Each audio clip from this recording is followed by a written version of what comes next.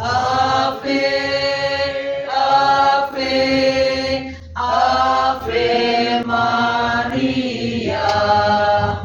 Saya tadi jam 4:15 ke Lumbu. Oh ya?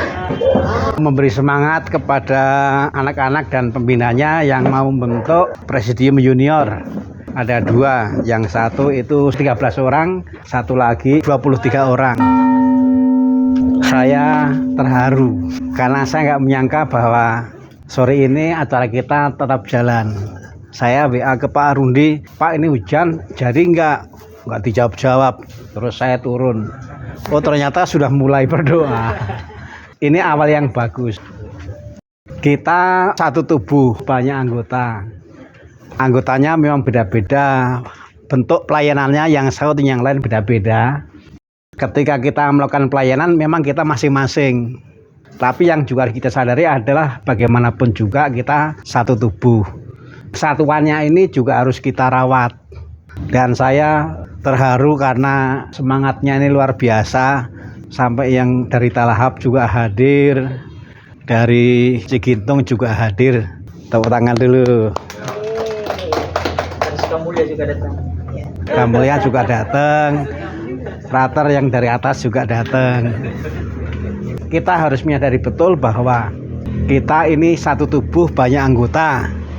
Ketika anggota bekerja masing-masing, tapi kita tetap harus merawat, harus memberi nutrisi kebersatuan kita, yaitu dengan dua hal, dengan doa bersama, juga dengan belajar bersama. Jadi kegiatan kita itu ada 3 macam. Ada pelayanan ini masing-masing, tetapi juga ada berdoa bersama supaya makin saleh, tetapi juga ada menambah pengetahuan bersama-sama supaya yang terisi bukan hanya hati tetapi juga pikiran. Ini resikonya karena kita oleh Tuhan dilengkapi dengan tangan dan kaki untuk pelayanan, tetapi juga dilengkapi dengan hati supaya kita merasa disertai. Itulah ciri orang yang berjalan di jalan kekudusan, disertai oleh Tuhan. Tetapi kita juga mau mengisi pikiran, pengetahuan kita, supaya pelayanan kita itu juga bisa terus dibimbing oleh pengetahuan yang kita update terus. Nanti Pak Rundi akan berdoa, akan merenung supaya ada waktu yang rutin. Rutinnya itu kapan? Karena Pak Rundi itu ahli menanyakan jadi kapan? Jadi kapan? Tapi kita percaya, jadi kita akan menghidupi 3 hal itu. Pelayanan masing-masing, lalu kebersatuannya itu dengan doa bersama, juga dengan menambah pengetahuan bersama. Nambah pengetahuannya itu juga bisa salah satunya dengan saling berbagi. Kalau saya merenungkan Yesus, ternyata jalan untuk pelayanan, jalan untuk memelihara kebersatuan itu juga nggak terlalu sulit kok. Doa rosario bersama itu hanya berapa menit, ya kan? Yang penting itu ternyata juga bisa sebentar. 2 hari yang lalu saya ke rumahnya Pak Teddy ikut doa rosario. Itu juga hanya sebentar. Malah doanya macam-macam. Ada yang pakai bahasa Sunda, ada yang pakai bahasa Indonesia. Saya mau pakai bahasa Belanda tapi nggak bisa. Apalagi Karol. Yang namanya merawat kebersatuan lewat doa dan menambah pengetahuan. Kalau saya renungkan itulah yang sebenarnya juga dikerjakan oleh Yesus. Yesus itu kepada para murid juga ada waktunya mengajak mereka pelayanan, ada waktunya mereka diajak untuk berdoa bersama, tetapi juga ada waktunya mereka ditambah pengetahuan. Sederhana kan? Sore ini kita berdoanya itu rosario. Kalau kita membaca dokumen gereja, dokumen resmi Rosarium Virginis Mariae, sungguh diharapkan bahwa doa rosario itu juga menjadi sarana untuk melihara kebersatuan. Termasuk di dalamnya kebersatuan di rumah. Menarik, di dalam dokumen kegembalaan resmi gereja yaitu Rosarium Virginis Mariae tentang doa rosario. Agar rosario itu digunakan untuk merawat, menghidupi kebersatuan, kebersamaan. Nomor satu di keluarga, tapi ini juga keluarga yang lain. Ini namanya keluarga besar bidang pewartaan. Jadi saya bagikan ilmu sedikit bahwa di dalam dokumen resmi gereja Rosario Virginis Mariae diamanatkan agar Rosario sungguh digunakan untuk menghidupi merawat kebersatuan di keluarga, entah keluarga dalam arti keluarga inti di rumah masing-masing, juga keluarga dalam arti keluarga bidang pewartaan.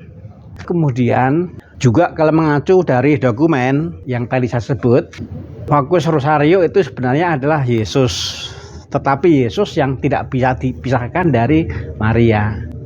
Kalau kita merenungkan mengenai peristiwanya, ini bukan urutan hari untuk berdoa ya, tapi ini urutan mengenai tahap-tahap Yesus.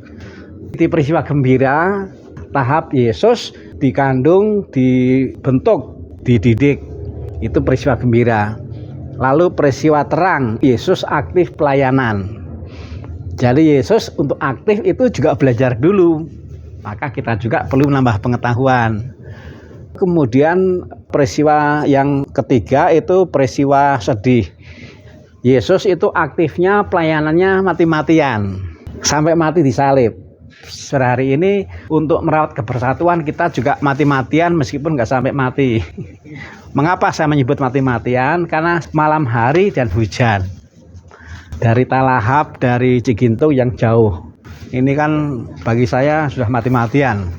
Kemudian yang keempat itu peristiwa mulia. Ternyata nggak sia-sia. Menjadi orang yang menjalani formasi pendidikan, belajar sebelum pelayanan, membuat pelayanan menjadi lebih dibimbing oleh pengetahuan, oleh didikan. Ini ternyata juga membuat Yesus mati-matian, dan ini hasilnya adalah mulia. Nah, kita ingin pelayanan kita ini juga berjalan ke sana. Mati-matian tetapi bukan mati-matian yang konyol. Bersusah payah tapi bukan yang konyol, karena memang ini membuat mulia. Nah, Yesus dan Maria itu sebagai satu tim, ternyata dari awal sampai akhir Maria mengandung Yesus. Lalu ujungnya peristiwa mulia, Yesus di surga dan Maria juga di surga. Jadi ini tim yang solid, satu tubuh kompak sepanjang masa sampai mati. Nah, kita juga mau kompak, bukan sampai mati tapi sampai akhir masa jabatan. Jadi semangat ini yang juga harus kita timba. Kita mengawali masa bakti dulu dengan nambah pengetahuan, sekarang dengan doa bersama. Nanti sekali lagi Pak Rundi akan mencarikan, harus ada waktu yang rutin supaya kita nggak terjebak menjadi seperti Marta. Ketika Yesus berkunjung ke rumahnya Marta dan Maria, ada dua orang yang melakukan hal yang sama, yaitu mau menghormati Yesus, tapi bentuk konkretnya beda. Maria duduk di kaki Yesus mendengarkan Yesus, Marta sibuk dengan konsumsi. Nah, kita ini seperti Maria karena nggak ada konsumsi toh. Yesus mengatakan, mengapa engkau sibuk khawatir dengan hal-hal yang kurang saya butuhkan. Nah, jadi Rosario itu bermanfaat. Kalau nanti mau Rosario lagi juga nggak apa-apa, yang lain juga nggak apa-apa. Nanti saya akan memberikan apa sih maksud dari doa yang kita jalani. Petang hari ini saya menyampaikan makna, maksud dari doa Rosario itu apa. Kita belajar soal kebersatuan Yesus dan Maria sebagai tim yang ternyata langgeng. Lalu kemudian yang kedua, kita juga belajar dari dokumen gereja bahwa doa Rosario itu oleh gereja diamanatkan, dinasihatkan untuk memelihara kebersatuan. Nanti ini akan saya bagikan. Mengapa begitu? Karena sabda Tuhan mengamanatkan supaya pelita menyala jangan disimpan di bawah meja, tapi taruh di atas kaki Dian seperti lampu, supaya baiknya itu juga memberi inspirasi bagi yang lain. Apakah orang lain itu mau mengikuti atau tidak, itu bukan urusan kita.